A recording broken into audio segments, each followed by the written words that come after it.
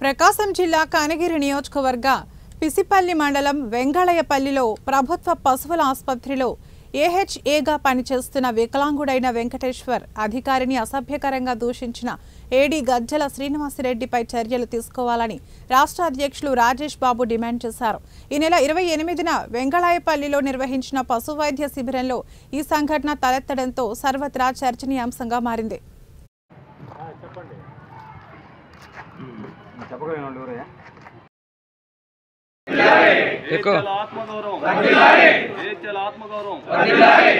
వ్యక్తిగత దూషణలు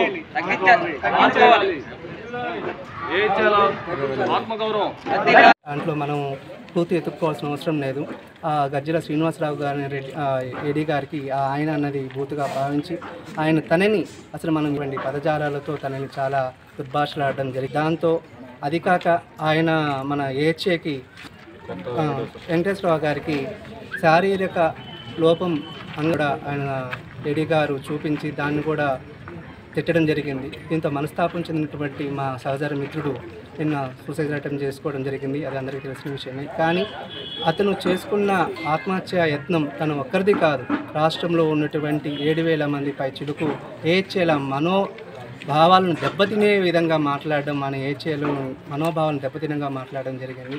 దీనిని రాష్ట్ర అధ్యక్షుడిగా అయితే మేము ఖండిస్తున్నాం. అదేవిధంగా ఏహెచ్ఏ రాష్ట్ర యూనియన్ మొత్తం కూడా ఖండిస్తున్నాము. దీని మీద ఎంత దూరమైనా కానీ వెళ్తాం. ఏడీ గారు సదరు